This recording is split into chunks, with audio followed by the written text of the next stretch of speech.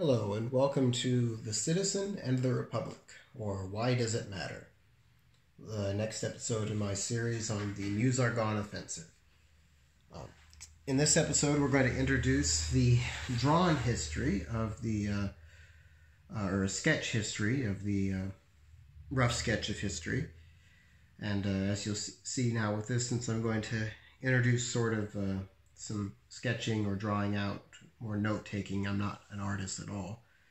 To keep things keep things simple and keep me from tearing through a billion pieces of paper, I'm going to be a little less concerned about me repeating myself a little bit. I'm just going to power on through and tape it. I hope that if you come around for the second video, I hope I've got you for the long haul and I won't put you off too much by the lack of my voice acting abilities. But with that said, let's get on to the history aspect, which is something I'm much more adept with. So,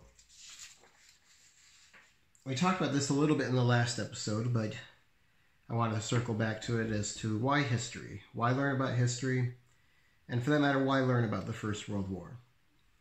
Well, the shortest and simplest answer I can give you is that if somebody didn't read or write a book about the First World War, and somebody else didn't read a book about the First World War, the odds are that most of you listening to this would either be dead or would never have been born. Now, that's a pretty harsh statement to make, but I'll more on that later, and I can back it up pretty well. So pulling back to a less inflammatory statement, what is the value of history? Let alone, what is the value of military history? History, to many people, is just dull, and military history is just a bunch of death and destruction. Who wants to hear about that? What is there possibly to gain or to learn about that in the here and now? And the argument that I would make is that ignorance of the nature of war and ignorance to the histories of war, the causes, what leads to them, how they're prosecuted, can really only have one of two effects on a person's attitude towards war. Either you view it as something you just don't think about, you don't pay attention to it because you feel that it is just unseemly or unpleasant, or it's something that you do pay attention to, but you don't really understand it. You don't understand the horror and the terror and you don't understand the cost of war. You might think that you do on an academic level, but unless you really delve into history, unless you really make an attempt to understand it, it just becomes numbers and events. Very hard to actually grasp the impact that it would have on people's lives to have a current war or wars in the future. So first I'll kind of address the fact of people who just don't want to think about it. It's unpleasant. It's not something that they want in their life. It's not something they want to know more about. And I have a couple of good quotes here that kind of address these issues. And the first one is from the Russian revolutionary Leon Trotsky. And Trotsky, being a full-throated communist, was wrong about a lot of things, but he was right about this. He said, you might not be interested in war, or you may not be interested in war, but war is interested in you. And that is very true. Throughout the history of the world, there have been pressures that push and pull nations towards war. Even as we speak, doesn't matter what country you live in the world. You could live in the most peaceful country in the world. There are pressures that bring violence towards your nation, or things that are pressuring your nation within to have internal violence or violence externally towards another nation. It's always there. And to simply ignore it means that you can't do anything about it, which is what brings us to our topic of the citizen and the republic. That, believe it or not, most people in the world actually do live in republics today. They have a vote, they can choose their leaders, and they have a say in what their countries do. This is kind of a unique time in history. Throughout most of history, that hasn't been the case. So as citizens in republics, we have an obligation to be aware of these pressures that pull and push nations into war, because ultimately we are the people who put people in power who make the final decisions, who decide whether or not we're going to resist these pressures to war, whether or not we're going to go along with these pressures and pursue war. So how can we choose a leader that fits the mold of what we're looking for? And I can imagine that most people would say that they would want peace in their life. Again, as I would say before, that if you understand war, it's never something that you want. There's always better ways to achieve, or at least I'll put it this way, that if you truly understand war, you would go to above and beyond to exhaust every possible avenue to achieve your country's needs before going to war. It by default is a last resort if you understand what it is. And that brings me to my second quote by the ancient Greek historian Herodotus, who said, "If you want peace, prepare for war." And in this situation, I think as a citizen in a republic, I would say that if you want peace, understand war. And if we understand war, both in its causes and its cost, we can apply the wisdom from the great American writer Mark Twain, who said, "History does not repeat itself, but it rhymes." And I'm going to go through here a series of rhymes that we can take a lot of learning from, because sadly enough, human history is full of wars for all sorts of different reasons. Some necessary, some not, some noble, some terrible, some selfish, some based in ignorance. We have a huge library, historical vocabulary to draw on to try to make historical rhymes in our present days. And this is an invaluable tool that we have as citizens in a republic, that we can choose our leaders by looking at the situations that we're in today, looking in the past, and seeing what rhymes and what doesn't. So now let's get back to how studying history keeps you all from being dead. So there was a historian by the name of Barbara Tuchman, and she wrote a book about the first month of the First World War, well, first month and a half or so, called The Guns of August, which is a phenomenal book, and it's very accessible to people who maybe aren't really into history. It's a very good read. It's very well written. You can still get it today. Again, it's the Guns of August by Barbara Tuchman. If you have any interest in learning more about the First World War, I can't highly recommend, or I can. This book is highly recommended.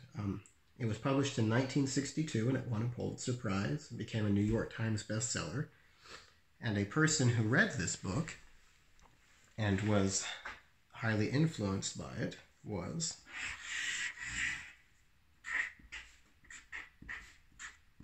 John F. Kennedy, the President of the United States, at the time that the book came out. And it had a deep impact on him. In fact, so much so that he insisted that many people in his staff also read the book. And he was issuing it, having issued to military bases to be reviewed and read by command staff.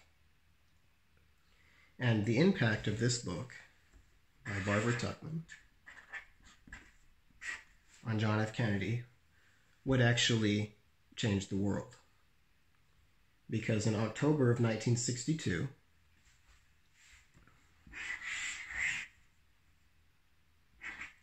Cuba, that had recently fairly recently undergone a communist revolution, received nuclear missiles from the Soviet Union. 1962. So the Soviet Union had missiles in their mainland, which could fire and reach the United States. But at this time, ballistic missiles were something in their infancy, particularly in the Soviet Union. But having these missiles in Cuba radically changed things. One of these short-range missiles could be launched very quickly with little preparation, and could reach the United States mainland within a few minutes. And they were armed with nuclear warheads. As I said before, there are pressures that push and pull nations in towards war, and this was definitely a pressure. So John F. Kennedy had a choice. He could resolve this situation with war, or he could resolve this situation by taking a path of peace. Now, when it's coming between choosing between a nuclear war and not having a nuclear war, it's generally a pretty easy decision. But here was the issue. These missiles were in Cuba and minutes away, or could be launched within minutes of the way to the United States. This was an unacceptable position for any U.S. president to handle. You can imagine what the fallout would be if the U.S. president simply explained to the American people the risk that they were facing and said that nothing would be done about it. So Kennedy's advisors recommended the best way to resolve this was either the Air Force recommended sending in planes to bomb and destroy the missiles, and the Army recommended an invasion of Cuba to destroy the missiles. Now, either case, either of these situations would result in a little war. So, war written in little letters.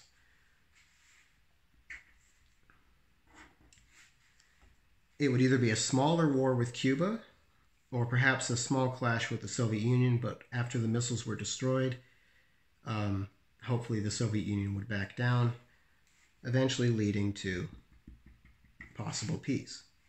But wars don't tend to go that way. The situation can also just as equally lead to a larger war, which, dealing with both the United States and the Soviet Union, two superpowers with massive militaries, both with nuclear weapons, would be catastrophic. So the other option that we'd have would be to use diplomacy. If JFK were to use diplomacy, this could possibly lead to peace without having to have a little war. But there was a cloud hanging over this option. You see, John F. Kennedy's father was, I'm in the middle of it, Joseph Patrick Kennedy. And Joseph Patrick Kennedy was the ambassador to the United Kingdom prior to the Second World War. And at that time, when Adolf Hitler was ruling Germany and threatening much of Europe and threatening a wider war to fulfill his demands, Joseph Kennedy advocated that the British government make deals with Hitler, that they do everything they could to avoid a war, that it was better to have compromise with Hitler than to risk a war breaking out. And as I'm sure you are all aware of, that did not work out the way they wanted. It allowed Hitler to grow stronger, it allowed Germany to grow stronger, and the Second World War became an utterly catastrophic war like the world had never seen.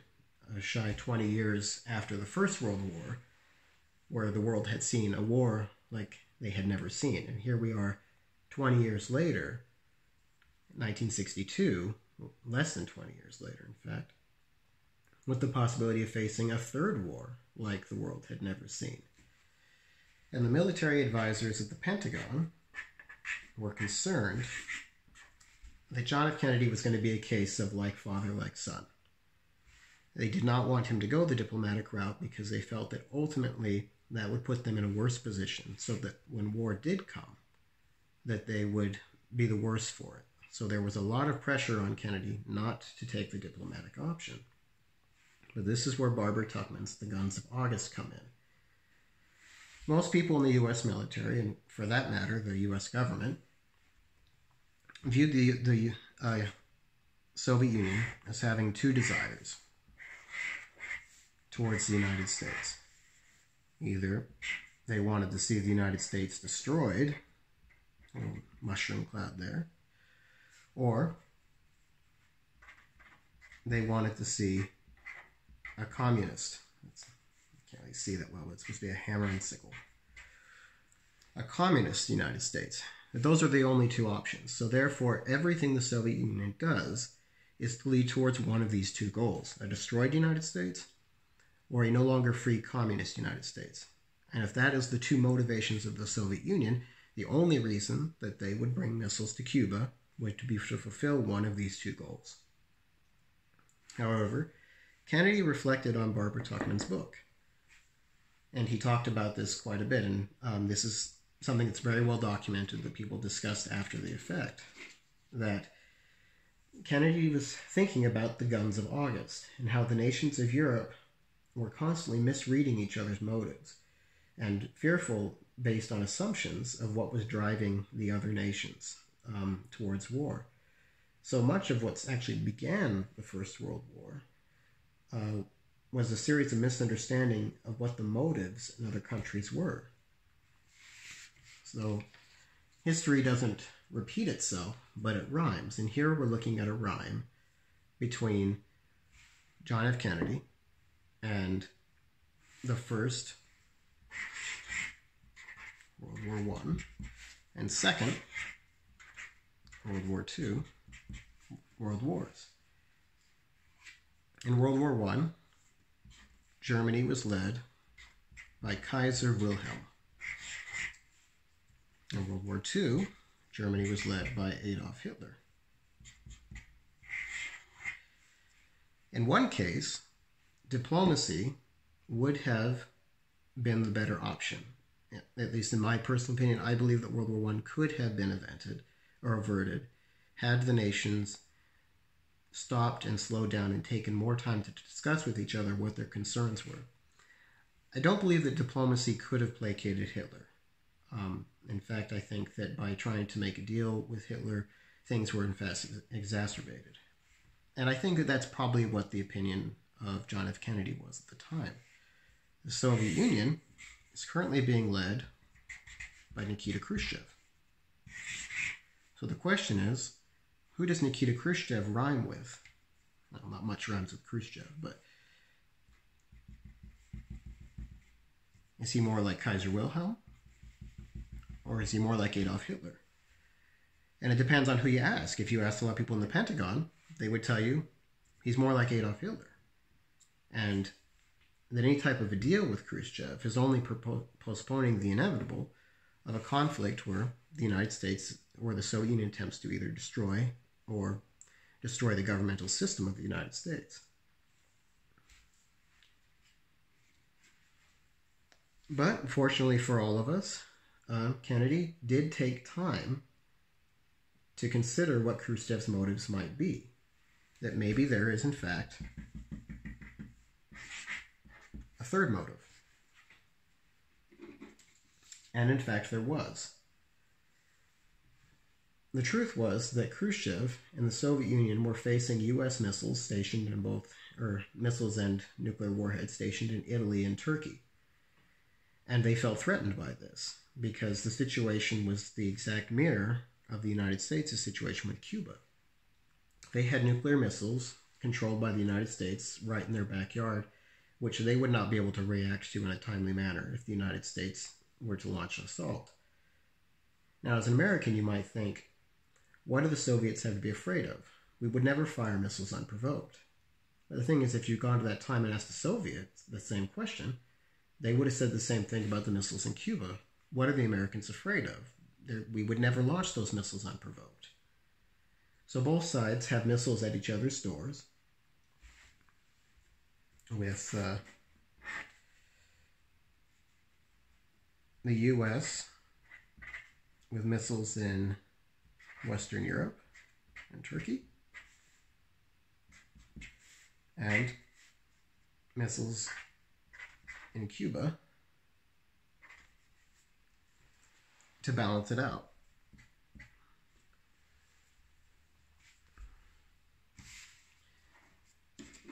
So, as I said before, both sides, the United States and the Soviet Union, consider themselves to be the reasonable ones in this conflict and view the other one as the unpredictable aggressor. Now, this was a terrifying standoff, but in the end, though there was touch and go and very tense moments, and this whole story would in fact deserve a series on its own of all of the ins and outs, both sides eventually came to understand one another's motives. And diplomacy actually did lead to peace.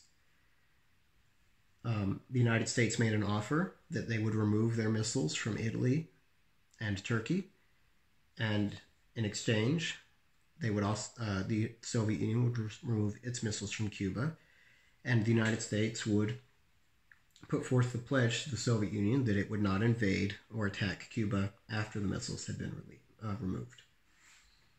So the lessons from Barbara Tuchman's The Guns of August actually were learned and applied to the situation. The alternative would have been beyond comprehension.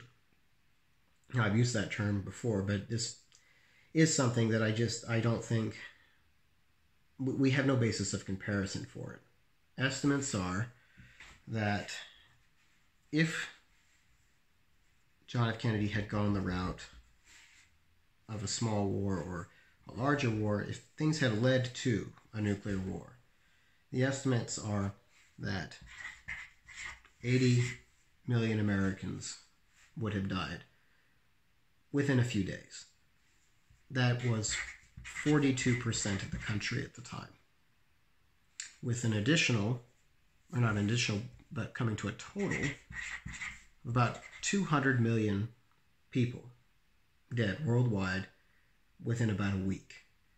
And this doesn't take into account that if fighting might have continued, which I don't know how it could have, but if it had, not to mention starvation, lingering effects of radiation, civil unrest, and the breakdown of societies we know it to be, I go back to my original statement that had this happened, had John F. Kennedy not been as prudent and thoughtful of a leader, there is a very good chance that you and I and many, many other people would not be alive today.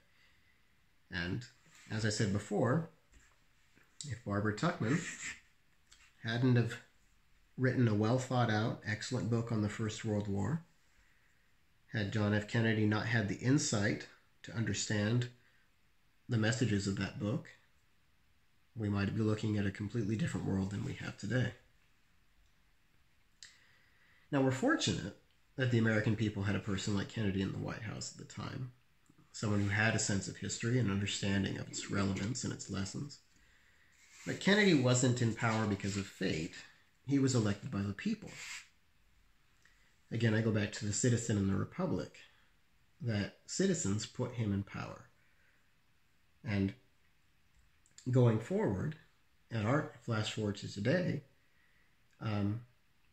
this is the kind of decisions that we need to make. We need to decide what kind of people do we want making these kinds of decisions. And the truth of the matter is, we can't make that decision. We can't just, we don't know what kind of person would be well suited if we don't understand these situations ourselves. And I'm not to say that, of course, we don't have access to classified information, we don't have, and things like that, but there's a lot of things we can know. We can study history, we can watch the news, we can have an understanding of what's going on. But again, even going back to the news, being up on current events, I would argue is almost meaningless if you don't understand the context that those events happened in. So that is why I would argue that studying history and understanding it is imperative to any citizen of a republic. Now, of course, if we all know history well and our leaders understand history well, that doesn't mean that there's not going to be wars. There's always been wars, and I suspect there will always be wars as long as there's humanity. But it does mean that we can possibly avoid foolish wars or needless destruction within the wars that we have, or that perhaps if there's a war, that wiser paths can be taken, things to bring such disasters to close quickly to prevent future conflicts from arising. This isn't a utopian nonsense. It's just the idea that we are in control of our lives. We are in control of, as especially living in a republic, you are in control of your nation. And that being thoughtful and being well informed about history will make you a better citizen and will make your nation, through that process, will make your nation a better place. In closing, I'd like to quote Herodotus again, the Greek historian. And I'd really like you to hang on to this quote and think about it. Anytime you hear politicians discussing foreign conflicts or decisions that could lead to war, or discussing the necessity of war, or airstrikes or surgical, any type of conflict, just always remember this quote. Herodotus said, "In peace, sons bury their fathers. In war, fathers bury their sons."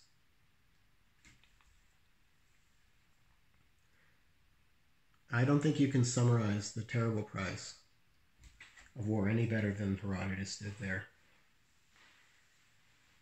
And I do believe that at times this price does have to be paid. That's my own opinion, but it is what I believe. But there are other times that it does not. And as I said before, that tragically history is full of times when the wrong choice was made. But by becoming a student of history, by learning about it, you'll have a better sense of the time that you're living in. You'll have a better sense of what's gone before and how to make those rhymes work from the past to the present, to make decisions that can hopefully avoid such tragedies. Because as you can see from this example, that simply avoiding one tragedy had huge consequences. So if it's possible that reading a couple of books can prevent the world from destroying itself one time, well, at least that buys us a little more time for the next generation to give them a chance to make the right decisions.